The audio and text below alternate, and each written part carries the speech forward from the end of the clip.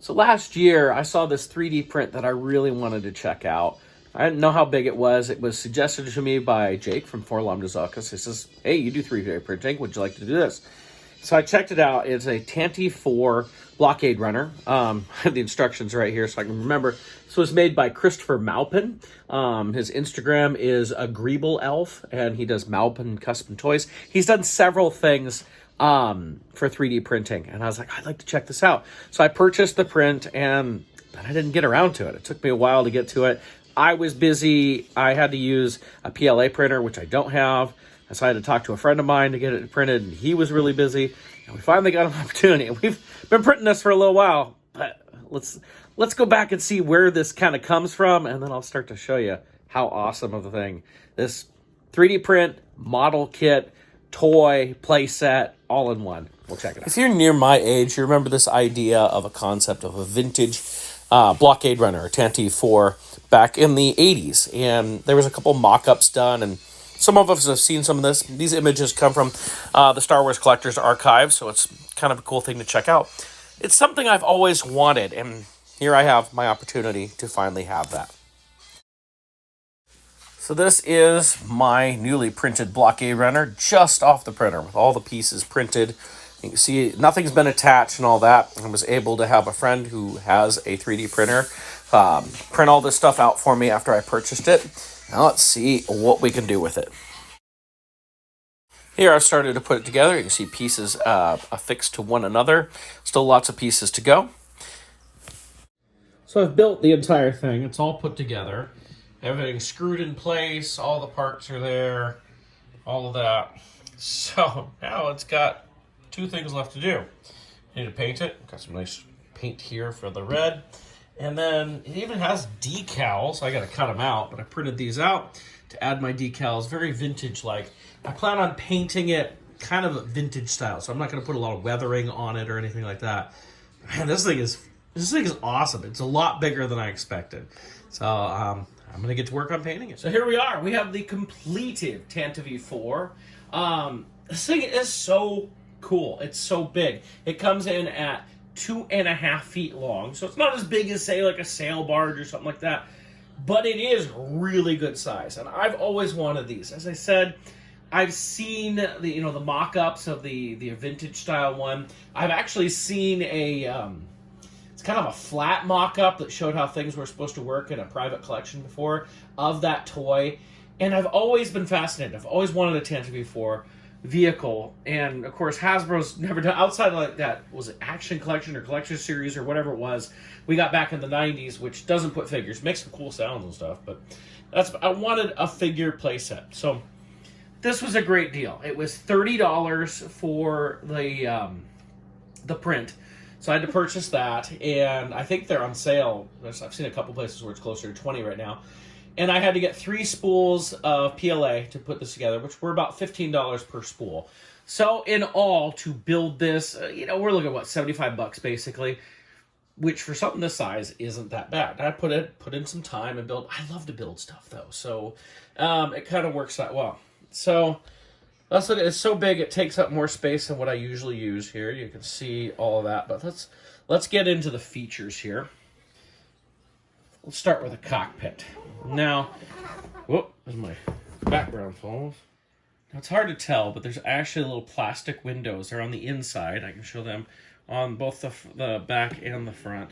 It's so big it's hard to move around, but you can open up the cockpit like so. It's got a little hinge right here. I had to cut a metal rod to go in there. And inside we have our cockpit, which you can see here, and it's got decals in it. It's made to fit 2 figures and all that in there. It's really well done. Of course, this is also made that you can put electronics in. I did not do that. I'm not big on electronics and that, and as far as like wiring and all that, I've been told it's easy, but I didn't want the hassle, and I was eager to get it done, so hey. But there's the inside of the cockpit. Really simple 2-figure design. You can fit 2 vintage style figures or that. I don't think you're going to fit Power of the Force 2 figures in there, but you can fit them pretty well in there. Let me close that up. You can see I kind of put that triangle design on there. I based a lot of my painting designs off of the Action Fleet one, and just made it simplified because it's supposed to be kind of like a Kenner toy. So I was looking at. Now we have a top turret here, and the guns are supposed to move. They kind of move. They just kind of do that. This whole thing can turn though, but this also then pops open. What's really cool. Inside, you've got a little cup thing here. We've got a little decal going in there. It's a little gunner station, and you can fit a figure right in here, seated. This was probably one of the hardest parts to assemble, just because in the printing, the outside ended up a little bit warped, and then the cup was a perfect circle. So I actually sanded down the cup a little bit and then used a heat gun, actually my wife's hairdryer, to heat it up really well to finally fit it in there. It's not glued in, but it's not coming back out. But it's kind of a cool deal to have just like that. You can see, you have your little gun up there. Next, we have our main cargo area, or personnel, whatever you want, and you can lift that off. It's a separate piece. You see, I actually have a stormtrooper in there, so we can get an idea of scale. You see the decal, some of the details that were put into this. We've got a door there. This door is removable. It just pops out just like that. It goes the other side. I'll show the other side in a minute. But it's a nice little kind of play area. It gives you that play set vibe. And, you know, having the stormtrooper in here, you can really get that idea of scale. I mean, I've shown pictures of this to a few people like, oh, okay, cool. And then you show it with a figure and it's like, oh my gosh, that's huge. So we go to the other side and you see it's a little more simplified, but we've kind of got this decal. This is all one big decal on both sides here. And it kind of gives that, I don't want to say underbelly of the ship idea, but a little bit of, you know, not the whole polished portion that we get with this. So this is kind of the main look of it. I'm going to take the stormtrooper out. And again, we just pop the lid just right on there. It just sits in there. It doesn't latch into place or anything. You have to find the right spot for it. Ooh, I feel like, oh, the door came. There we go. My door fell down. It took me a little bit to get it right. So you see that fits. So next we're going to go to the radar dish area. And we have a nice little radar dish. It turns just like the gun. It has a hinge to where you can move the radar up and down, although with the paint I put on, I don't know if it's going to do that anymore. But you can pop this open, and again, you have a little radar station. It's got a panel, and this is supposed to be like a radar display screen. I just went with red. There was no decals for this, so just a basic red. Again, you could put a figure in here. We'll pop our stormtrooper in here. And, you know, it's just kind of a play area, like they're manning the radar station or, you know, looking at Mr. Radar if you love your Spaceballs. We have a side hatch here, and you might be able to see somebody you recognize in there. Again, this pops open. I've got R2-D2 in here. So you get the size. It's kind of a little bit of a, I don't know what you call it. Reminds me of the area that Princess Leia was in when she gets zapped by the stormtroopers. This is actually, I could pull this all the way out. It's got a little window in the back if I wanted to do something with that. But, you know, it's kind of cool. And it's actually, this is one of the few pieces that's got a little latch to kind of keep it shut. I kind of wish the front had that. My front doesn't like to stay down, and I'm trying to figure out a way to latch it. Now, one of the cool features this has is the escape pod over here on the side. And this is a neat thing. Like, you twist it, I have to twist it the right way, and it'll pop out.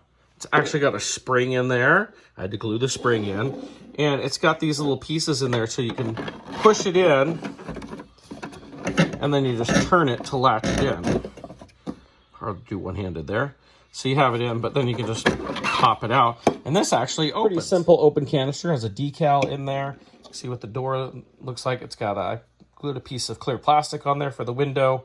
That's all it was for these windows. They just said to get a piece of clear plastic off of packaging and just cut it. They gave you the dimensions, not dimensions, they gave you a cutout pattern to do that, so you could have that. It's kind of neat to get your little escape pod here. So the back end, we get the engine detail, and I mean, this would be cool if I put lights on it. I just put a little bit of paint on it. It's not perfect. I may add some blue on the inside of this. You see our oops a little bit there. But, you know, it looks so good. The detail on this, it's like, it's good detail, and yet simple enough to make you think of it being a vintage toy, which is so cool. One last thing, one more feature this has. It has landing gear. You can actually take landing gear set so that you can pull it back and have this completely in flight mode, just like that. And you can have the landing gear all tucked back in, which I thought that was a really cool thing. I wouldn't have thought of putting landing gear on this, but it makes it so it stands up well wherever you want it, or, you know, just like this. And actually seeing I missed painting the underside of these fins over here. I got them down over here, but I never painted there. Oh, I might have to go back and look at that. In the end, this is super cool. I love this thing. I've got a place for it. I think I'm going to put it right above my big playset, my Tantive IV playset. Like, I bought 5 of those Hasbro playsets and linked them all together. I could put it right above that. It will feature very well with that. I love the vintage aesthetics on it. You know, it's cool detail and yet simplified detail, kind of toyetic, if you will. And, you know, features several things from the movie within it. I love it. And I think it's totally worthwhile. How can you get yours? Well, you might have to search it out. I know it's on Etsy and stuff like that. This is the information right here. Greeble Elf is the guy who puts it out. I actually got an email right there. Christopher Maupin is the guy who does it. I don't know if you should email him. Maybe so. He put it on here, so I assume he wants that advertised. The instruction booklet is really well done. If you want, like, here's all the parts that you have to print, and this takes quite a while to print. These are all the parts. And it tells you what pieces you need, these wire pieces to get the hinges, the different screws, the springs, there's the plastic, and if you want to do the diodes, what to do for that, all sorts of things. And there's areas to link in the stuff. In fact, there's even a spot where you can put in the switch right here for doing that. You can see how detailed these instructions are and everything.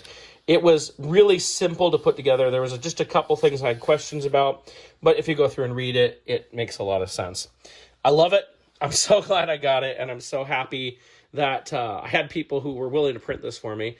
But it is so cool. I'm so happy to have it done, and I'm looking forward to getting it out into my collection and getting a space for it. It's not quite as cool as a sail barge, but it is something I've always wanted. I've wanted a Tantive IV playset vehicle type thing for the longest time, and I'm glad we finally got one. If not just fan-made, but still really cool.